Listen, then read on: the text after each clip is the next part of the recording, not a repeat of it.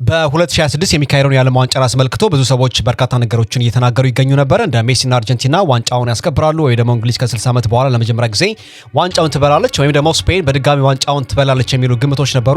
ሁላችንም እንዳየነው ግን በመጨረሻም በስፔን ብሔራዊ ቡድን አስደናቂ ብቃት ምክንያት ዋንጫውን ተረክቧል ማለት ነው። ዛሬ በዚህ ቪዲዮ የምነግራችሁ ነገር ከዚህ ሜዳ ላይ ከሚታየው ደስታ ጀርባ ፊፋ በታሪክ ከተለያዩ አምባገነን መሪዎች ጋር በማበር የሰብአዊ መብት ጥሰቶችን አይቶ እንዳላለፈ ያለፈባቸውን ጥቁር ታሪኮችን አብረን እንቃኛለን። ሰብስክራይብ አድርጋችሁ አብራችሁን ቆዩ። በጣም ጥቁሩ ታሪክ የሚጀምረው በ1934 እንደ አውሮፓውያን አቆጣጠር ነው ማለት ነው። ይህም የቤኒቶ ሙሶሊኒና የፋሺዝም ሀሳብ አቀንቃኞች በኢትዮጵያ ላይ ስላደረጉት ግፍ የምናወራበት ይሆናል። የአምባገነኖች እጅ በእግር ኳስ ውስጥ የገባው ገና ከመጀመሪያው ጀምሮ ነው። ፋሺዝም የሚለውን ቃል የፈጠረውና የጣሊያን አምባገነን መሪ የነበረው ቤኒቶ ሙሶሊኒ እግር ኳስ ለብሔርተኝነትና ለአምባገነን ፕሮፓጋንዳ ያለውን ከፍተኛ አቅም ተረድቶ ነበረ። በዛም አማካኝነት ለመጠቀም ሞክሯል። በ1930 የመጀመሪያው የዓለም ዋንጫ በኡሩጓይ ሲካሄድ ሙሶሊኒ ለምን የመጀመሪያው የዓለም ዋንጫ በደቡብ አሜሪካ ይካሄዳል በሚል እብሪተኝነት ምክንያት አልተሳተፈም ነበር። ነገር ግን ውድድሩ ዓለም ላይ የፈጠረውን ከፍተኛ መነቃቃትና ሲመለከት የሚቀጥለው የ1934ቱን ዓለም ዋንጫ ጣሊያን እንድታስተናግድ አደረገ። ሙሶሊኒ እግር ኳስን የተጠቀመው በህዝብ ስሜትና በፖለቲካ ስልጣን መካከል ጠንካራ ትስስር ለመፍጠር አስቦ ነበረ። በዚያን ጊዜ ሙሶሊኒ በጣሊያን ውስጥ ተቃዋሚ ፓርቲዎችን አግዶ የሲቪል ሰራተኞችን ለእሱ ብቻ ታማኝ እንዲሆኑ አስደርገው ሚስጥራዊ ፖሊሶችን በመጠቀም ተቺዎችን እያሳደደ ይገድላቸው ነበር። ከዚህም በተጨማሪ ደግሞ በሊቢያ ውስጥ ከ83000 በላይ ሰዎችን የጨረሰ የዘር ማጥፋት ወንጀልም ፈጽሟል። ይህንን በደም የተለወሰ ታሪኩን ለማጠብና ለማንጻት የዓለም ዋንጫን እንደ ልብስ ማጠቢያ ተጠቀመበት ማለት ነው። የጣሊያን ብሔራዊ ቡድን ተጫዋቾች የፋሺዝምን ጥንካሬና አዲሱን የጣሊያን ሰው ቤኒቶ ሙሶሊኒን እንዲወክሉ ተደረጉ ማለት ነው። በሚለብሱት ልብስ ላይ እንዲወክል ተደረገ ማለት ነው። ጣሊያን ዋንጫውን ስታሸንፍም በሙሶሊኒ ስም የተሰየመ ልዩ ዋንጫ ወይ ደግሞ ኮፓ ዴል ዱቼ ብለው ይጠሩታል ተሰጣቸው። ሌላው ትልቁ ጉዳይ ደግሞ የኛ ኢትዮጵያውያን ቁስል ነው። እንደምታውቁት ሙሶሊኒ ከዚህ ዋንጫ ድል ማግስት ነበር እንግዲህ በብሪተኝነት የኢትዮጵያን ግዛት የወረረው ማለት ነው። በወረራው ወቅት የኬሚካል መሳሪያዎችን በመጠቀምና የጅምላ ግድያዎችን በመፈጸም በሚሊዮኖች የሚቆጠሩ ኢትዮጵያውያንን ደም አፍስሷል። የሚገርመው ነገር ግን እነዚያ ለሙሶሊኒ ፕሮፓጋንዳ መሳሪያ የነበሩ ተጫዋቾች ዛሬም ድረስ በጣሊያን እንደ ጀግና መታሰባቸውና ስቴዲየሞችን በስማቸው መጣራታቸው ነው። ይህ ሁኔታ አሁንም ድረስ የአውሮፓውያንን ሰብአዊ ማንነት ጥያቄ ውስጥ የሚጥልና ፕሮፓጋንዳ ታሪክን የመደምሰስ አቅሙ እስከምን ድረስ እንደሆነ የሚያሳይ ነው ማለት ነው። በስፖርትም ይሁን በሌላ መንገድ ፕሮፓጋንዳ የንጹሃንን ደም ለመሸፈን ያለው ኃይል እጅግ በጣም አስገራሚና እጅግ በጣም ምስጢራዊ ነው ማለት ነው። ሌላኛው ታሪክ ደግሞ የጆርጅ ቪዴላና የአርጀንቲና የቆሸሸው ጦርነት በ1978 እንደ አውሮፓውያን አቆጣጠር ነው ማለት ነው።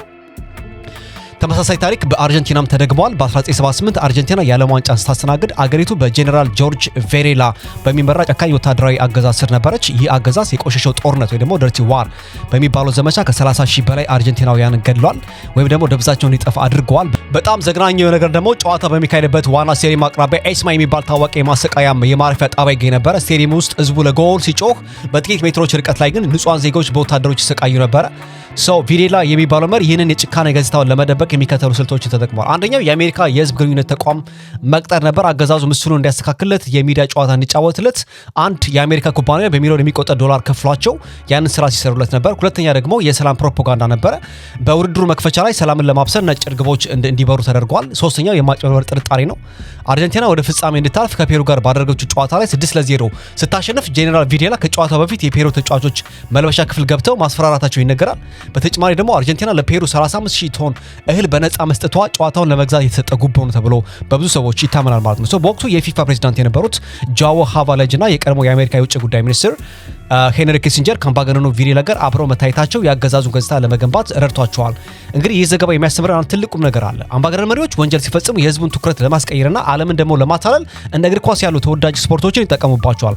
በስቴዲየም ውስጥ የሚሰማው እልልታና ጭብጨባ ከስቴዲየሙ ጀርባ የሚፈጸመውን ግፍና የንጹሃንን ለቅሶ እንዳይሰማ የሚያፍን መሳሪያ ሆኖ ለዘመናት አገልግሏቸዋል። የዓለም ዋንጫ ስንመለከት ከኳሳው ባሻገር ከጀርባው ያሉትን የፖለቲካ ተንኮሎችና የሰብአዊ መብት ጥሰቶችን ማስተዋል ለነጻነታችን እጅግ በጣም ወሳኝ ነው ብዬ አስባለሁ። አሁን ደግሞ ወደሚቀጥለው ፓርት እንቀጥላለን ማለት ነው። የመተንፈሻ ቀዳዳ በ1978 በአርጀንቲና ወታደራዊ አገዛዝ ወይ ሁንታ በሚባለው ወቅት እግር ኳስ ለህዝቡ እንደ መተንፈሻ ቀዳዳ ያገለግል ነበር። አገዛዙ ስልጣን እንደያዘ ካደረጋቸው ደግሞ ከተገበራቸው የመጀመሪያዎቹ ፖሊሲዎች ነገር አንዱ የእግር ኳስ ጨዋታዎች በነፃ እንዲተላለፉ ማድረግ ነበር። ይህ የሆነው ደግሞ እግር ኳስ የህዝብ ሃይማኖት መሆኑን ስለተረዱ ነው። ህዝቡ በስቴዲየም ውስጥ በደስታ ሲጨፍርና ሲጮህ፣ በሌላ በኩል ደግሞ በሺዎች የሚቆጠሩ ዜጎች ከመንገራቸው ላይ ታፍሰው ይወሰዱና ደብዛቸው ይጠፋ ነበር። ስፖርት ዋሽንግተን ወይ ደግሞ ስፖርት ዋሽንግ ወይም ደግሞ በስፖርት ስም ታሪክን የማጠብ ስልት ለጥቂት ጊዜ ይሰራል ደግሞ ያገለግላል ተብሎ ይታሰባል። ህዝብ ለተወሰነ ጊዜ በደስታ ሰክሮ ይቆዩና ድሉ ሲያበቃ ግን ወደ ተለመደው የፍርሃትና የሽብር ህይወቱ ይመለሳል። የዓለም ዋንጫ ለብዙዎቻችን የደስታና የድል ምንጭ ቢሆንም ከጀርባው ግን በደምና በላብ የተገነባ የጭቆና ታሪክ ይገኛል። የኳታር 22 ነው ስንመለከት በላብና በደም የተገነቡ ስቴዲየሞች ናቸው። እንደ አውሮፓውያን አቆጣጠር በ2022 በኳታር የተካሄደው የዓለም ዋንጫ እንደ ሩሲያ ሁሉ በከፍተኛ የሰራተኞች እንግልት የታጀበ ነበር። ኳታር ለውድድሩ አስፈላጊ የሆኑ 8 ስቴዲየሞችን፣ ሆቴሎችና አየር ማረፊያዎችን ለመገንባት ከ220 ቢሊዮን ዶላር በላይ አውጥታለች ተብሎ ነው የሚታሰበው። ይህ ግዙፍ የግንባታ የተካሄደው ደግሞ በካፋላ በሚባለውና የሰራተኞችን መብት በሚያፍን የስራ ስምሪት ስርዓት ነበር። በዚህ ምክንያት በመቶዎች የሚቆጠሩ አንዳንድ ሰዎች እንደውም በሺዎች የሚቆጠሩ ይሏቸዋል ስደተኛ ሰራተኞች በከባድ የስራ ሁኔታና በሙቀት ምክንያት ህይወታቸውን አጥተዋል። ፊፋ ግን ለነዚህ ለሞቱ ሰራተኞች ቤተሰቦች እስካሁን ድረስ ምንም አይነት ካሳ አልከፈለም ነው የሚባለው። ሌላኛው ደግሞ ሁለት አይነት ሚዛን እናያለን። ሁለት አይነት ሚዛንና የዘረኝነት ጉዳይም አለ። እዚህ ጋር አንድ ትልቅ ጥያቄ ይነሳል። ለምንድን ነው ብዙ ጊዜ ዓለም በኳታር ላይ የነበረው ተቃውሞ በአሜሪካ ላይ የማይታየው? ኳታር የዓለም ዋንጫ ስታዘጋጅ በርካታ የምዕራባውያን ሀገራት ውድድሩ ይታቀብ ደግሞ ቦይኮት መደረግ አለበት እያሉ ሲጮሁ ነበር። የአውስትራሊያና የዴንማርክ ብሔራዊ ቡድኖችም በቪዲዮና በልዩ ማሊያቸው ተቃውሟቸውን አሰምተዋል በወቅቱ ማለት ነው። ነገር ግን አሜሪካ በጋዛ ላይ ለሚፈጸመው የዘር ማጥፋት ድጋፍ እያደረገች በሌሎች ሀገራት ላይ ወታደራዊ ጫናዎችን እያሳደረገች እንዲሁም ደግሞ በአገር ውስጥ የስደተኞችና የሰዎችን መብት እየጣሰች በ2026 ደግሞ የዓለም ዋንጫ ላይ ግን እንደ ኳታር አይነት ተቃውሞ አልገጠማትም። ይህ አድሎና በአንድ በኩል ደግሞ ከአረብና ሙስሊም ጠልነት ጋር የመነጨ ሲሆን በሌላ በኩል ደግሞ ነጻነትን እንደግፋለን የሚሉት ምዕራባውያን ምን ያክል ግብዞች መሆናቸውን ያሳየናል ማለት ነው። የኢሚግሬሽንና የጉምሩክ አስፈጻሚ አካላት ጭካኔ የተሞላበት ድርጊት በከተሞች ላይ እያተስፋፋ ነበረ። ከዚህ በተጨማሪ ደግሞ አሜሪካ በአሁኑ ሰዓት በኢራን ላይ እያደረገች ያለችው የሉዓላዊነትን የመጣስና የቦምብ ድብደባ፣ ከዛ በተጨማሪ ደግሞ የኢሚግሬሽንና የጉምሩክ አስፈጻሚ አካላት ወይ ደግሞ አይስ ይባላል ጭካኔ የተሞላበት ድርጊት በከተሞች ውስጥ እየተስፋፋ ነው ያለው።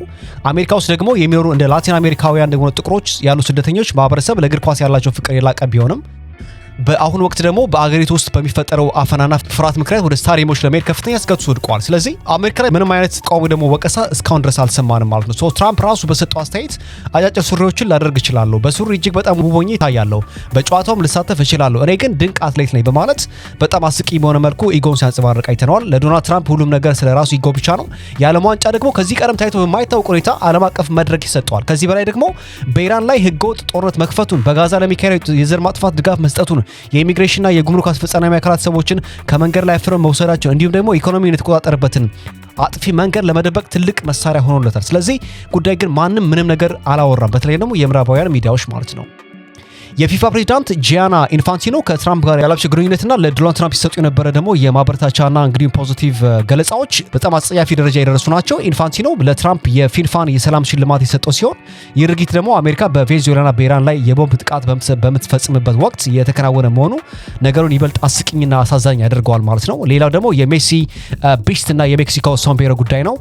እንደምታውቁት ሊዮኔል ሜሲ ዋንጫውን ሲቀበል የኳታሩ መሪ ቢሽት የተባለው የአረቦች ባህላዊ ልብስ ሲያለብሱት ዓለም አቀፍ ሚዲያዎችን ሜሲ ልብስ በማልበስ የድል ስሜቱን ሰረቁት በሚል ከፍተኛ ትችት አቅርበውበታል። ነገር ግን በ1970 በሜክሲኮ ታዋቂው ፔሌ ሶምቤሬ የተባለውን የሜክሲኮ ባህላዊ ባርኔጣ ጫጭኖ ዋንጫ ሲያነሳ ማንም አልተቃወመም ነበር። ስለዚህ ይህ የሚያሳየው ምንድነው? በዓለም እግር ኳስ ውስጥ ያለው ከፍተኛ የፖለቲካና የዘረኝነት ሽኩቻ በግልጽ እናየዋለን ማለት ነው። ስለዚህ የ2026 የዓለም ዋንጫ በአሜሪካ በካናዳና በሜክሲኮ የተካሄደው ማለት ነው በታሪክ ለመጀመሪያ ጊዜ የሰብአዊ መብት ጥበቃ ደንብን አካቶ እንዲካሄድ ታቅዶ ነበረ።